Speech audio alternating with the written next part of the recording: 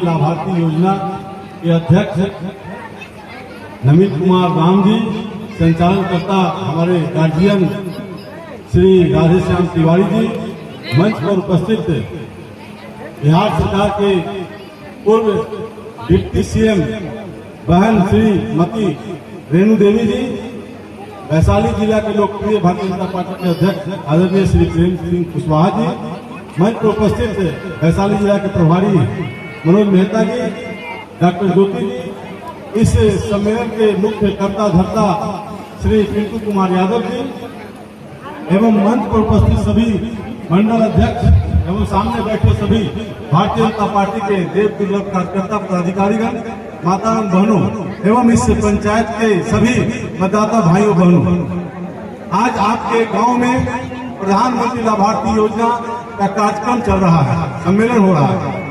माननीय प्रधानमंत्री जी 9 साल कार्यकाल पूरा हुआ है और 9 साल में उन्होंने देश की प्रगति के साथ साथ आपके प्रगति का कई कार्यक्रम किया है उन्होंने।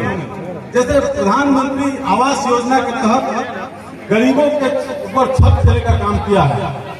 हर गरीब को जो गरीबी रेखा से नीचे है, लगभग 80 करोड़ लाभार्थी है, नागरिक हैं, जिन्हें फिर मुफ्त में अनाज देने का काम किया है। आयुष्मान भारत के तहत हर साल 5 लाख रुपया का इलाज आप मुफ्त में करा सकते हैं जिनके पास आयुष्मान कार्ड है।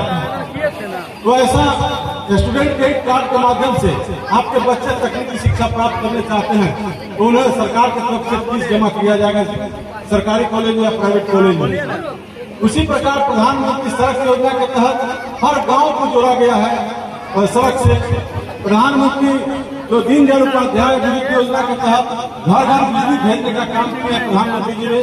जो देश में कांग्रेस के राजपाट में बहुत सारे गांव में लाखों गांव में बिजली नहीं पहुंची थी, आज प्रधानमंत्री जी के द्वारा घर घर बिजली पहुंचाने का काम किया है। और जिस गांव, शहर, प्रखंड, जिला का अगर गांव में सड़क और बिजली पहुंच जाती है तो विकास की गति अपने आप तेज हो जाती है। और ऐसा आप लोग अनुभव करते होंगे कि आपके गांव में जब बिजली आई है, घर घर में सड़क पहुंचा है, गांव गांव में, टोला टोला में, तो निश्चित तौर पर हर चौक चौराहे पर 10-20 दुकानें खोलने का काम किया है। हर चौक चौराहे पर गांव में करीब 100 से 75 से 100 आदमी रोजगार पुनः अपने गांव में दुकान खोल कर रोजगार कर रहे हैं, अपने परिवार को भरण पोषण कर रहे हैं। साथियों, माननीय प्रधानमंत्री जी को के ऊपर बहुत सारे आरोप लगा रहे हैं। जो विरोधी दल है, महागठबंधन के नेता लोग हैं, आप लोगों को भड़काने का काम करते हैं, उस्काने का काम करते हैं कि भारत जो नरेंद्र मोदी जी हैं देश के प्रधानमंत्री, वो देश को बेचने का काम कर रहे हैं, रेल को बेचने का काम कर रहे हैं। बताइए, कहीं कोई प्रधानमंत्री ऐसा करेगा? आप गांव के गार्जियन है, घर के गार्जियन है, तो आप क्या घर को बेच दीजिएगा? ये आरोप लगा करके केवल दिग्भ्रमित करने का काम भारतीय जनता पार्टी के खिलाफ जो साजिश है, जो महागठबंधन के लोग हैं।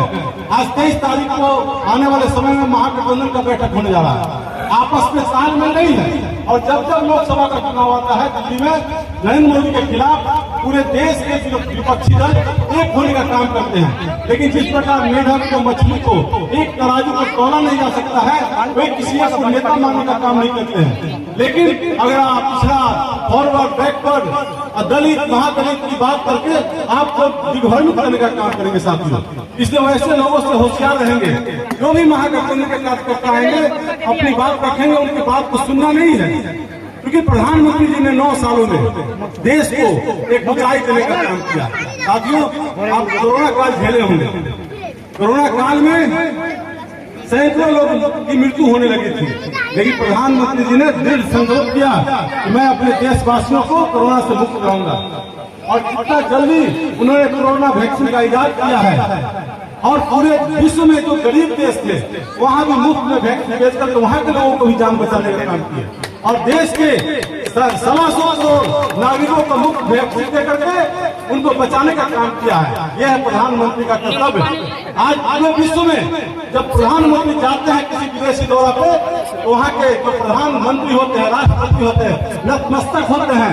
आपके प्रधानमंत्री के सामने इसे भारतीय जनता का सीना चौड़ा होता है। 56 इंच का चौड़ा जो कहा गया है, पूरे सभी जनता का सीना 56 इंच का हो जाता है। कि हमारे देश का प्रधानमंत्री जहाँ जा रहे हैं वहाँ मोदी मोदी का नारा लग रहा है। वहाँ के प्रधानमंत्री, राष्ट्रपति सभी लोग उनके सामने नतमस्तक होते। क्यों?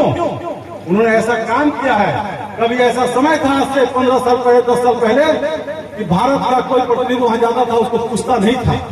लेकिन प्रधानमंत्री जी ने ऐसा काम किया है कि आज लगता है कि भारत विश्व गुरु बनने की ओर है। भारत पूरे विश्व का राजनीति करेगा, पूरे विश्व का नेतृत्व करेगा और एक दिन हमारा देश विश्व गुरु बनेगा। इसलिए आप तमाम नौजवान साथी, माताओं बहनों, यहाँ जितने भी किसान हैं, किसानों के लिए प्रधानमंत्री जी ने क्या किया? प्रधानमंत्री किसान सम्मान निधि योजना दिया। हर किसान के खाते में, जो रजिस्टर्ड किसान है, उनके खाते में साल में 3 बार 2,000 रुपया आता है। उससे किसानों को बहुत राहत मिलती है। किसानों के फसल का समर्थन मूल्य बढ़ाने का काम किया है प्रधानमंत्री जी ने, उससे उनको आर्थिक स्थिति मजबूत हुई है। तो साथियों, सब लोगों के पक्ष में काम, गरीब हो, अमीर हो, अगड़ा हो, पिछड़ा हो, स्वर्ण जाति के लोग हो, सभी लोगों के लिए काम किया है। तो पिछड़ा जाति के लिए मंडल कमीशन लागू हुआ था एक समय में, उसको आज तक राष्ट्रीय दर्जा नहीं मिल पाया था। लेकिन प्रधानमंत्री ने राष्ट्रीय पिछड़ा आयोग का गठन करके बिहार के बेटा भगवान लाल सहनी को वहाँ का अध्यक्ष बना करके सम्मानित किया।